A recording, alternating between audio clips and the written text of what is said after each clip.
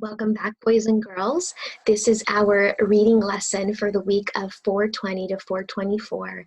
And this week, we're going to go ahead and compare and contrast the central message, the theme, in two fiction texts written by the same author. Let's get started. Sometimes my computer takes a while, so please forgive me. All right, these are the objectives for the week. We're going to go ahead and read a story titled Dr. Noel independently using Google Class. We're going to reread The Wolf and the Fox using Google Class, and we're going to go ahead and compare and contrast both of these stories' themes, okay, written by the same author, which is the Brothers Grimm, using a Venn diagram. So let's talk about what a theme is. A theme is another word for central message, and a central message is what the author is trying to teach you. So every story teaches you a lesson. And last week, I read you a story titled The Prince and the Three Oranges. Now, in The Prince and the Three Oranges, we find a character who is seeking a bride, and he tries his very best to do whatever it takes to get married, to find the love of his life. Now, you made some inferences, and I want you to think, what was the author trying to teach you? So, we learned that the prince always tried his best. So the theme in this story is trying your best. Never give up so that you can get your ultimate prize at the end. Now, last week you read The Wolf and the Fox. What was the theme in this story? What was the central message? What was the author trying to teach you? Pop quiz. Was it to help others in their time of need? Was it don't judge the actions of other people? Or was it selfishness can lead to negative consequences? Is it 1, 2, or 3? Pause and think. Did you get it? It's number 3. Selfishness can lead to negative consequences. I know what happens to the wolf. Do you? All right. Now we're going to go ahead and compare and contrast the themes in both of these stories. I told you that the prince always tried his best.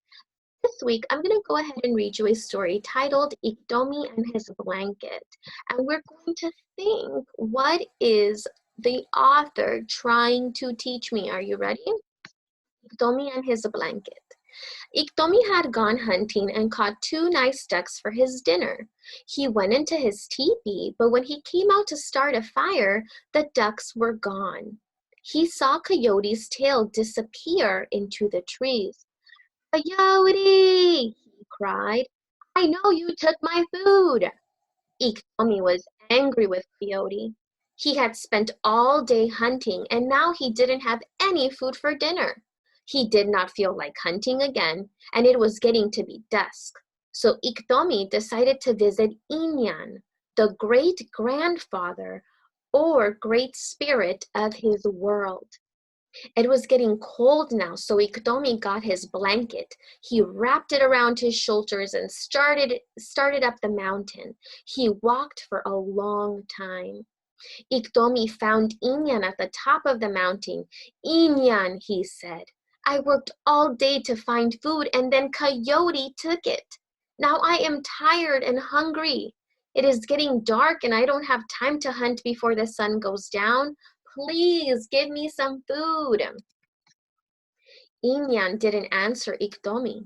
Iktomi knew that the Great Spirit made the trees grow. He made the seasons change. He had great powers and he could help people. Iktomi asked again, Please, Inyan, will you give me food? I'm hungry and I need to eat. Again, Inyan didn't answer Iktomi. Iktomi had an idea. If he gave something to Inyan, then Inyan would give him food. Inyan, he said, I don't have much, but here is my blanket. I give you this gift to keep you warm on this cold night. Inyan finally spoke. Thank you, Iktomi, he said. That is a very generous gift. Now go home and you will find food. It was almost dark, so Iktomi ran back to his teepee. In front of his teepee, he saw a deer. He looked up at the mountain and said, "Thank you, Inyan. Now I can eat." Tomi was about to start a fire to cook the meat. He was very hungry, but also very cold. Now that he had food for dinner, he started to think differently. Inyan does not need that blanket, he thought. I'm too cold to start a fire. I need the blanket more than Inyan does. Iktomi ran back up the mountain. At the top, he slowed down and walked quietly. He did not look at Inyan. He did not talk to him. He quickly took his blanket, put it around his own shoulders, and ran back to his teepee. Ikomi was warm and happy now. He looked forward to making a fire and cooking his dinner. But when he reached the teepee, he did not see his deer. Again, he saw Coyote's tail, and he knew Coyote had taken his food. "Coyote!" Ikomi cried. "You ate my food!" He was angry with himself too. "I should have cooked and eaten my food first. Then I could have gone back for my blanket," he thought. Inyan didn't answer.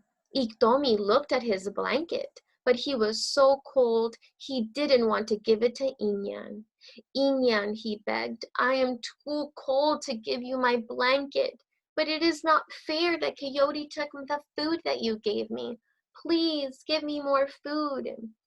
Inyan finally spoke and said, "Iktomi, you were too lazy to hunt again, but you gave me your blanket, and that was very kind.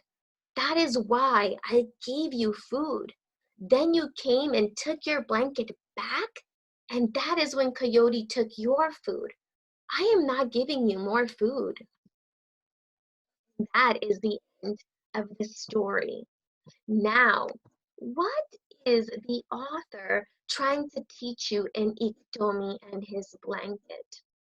Well, the central message is that selfishness can lead to negative consequences. Iktomi was selfish. He did not let Inyan keep his blanket. And here I have some supporting details. Iktomi hunts for food so that he can fill his belly. Iktomi gives his blanket to Inyan and gets the food he desired. Iktomi takes his blanket from Inyan and Coyote takes the food from him. That is the negative consequence. Now remember that the prince and the orange and the three oranges, it was always trying your best. So now we're comparing these themes. What is the same about both of them? Both characters work hard for what they want. This is true. Ikomi tried really hard to hunt for his food, right?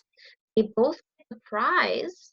Ikomi does get a prize, but one of them gets a consequence, and that is Ikomi, and the prince didn't receive a consequence because he was a good guy, right? And I think Ikomi is also a good guy, but he was just a little selfish.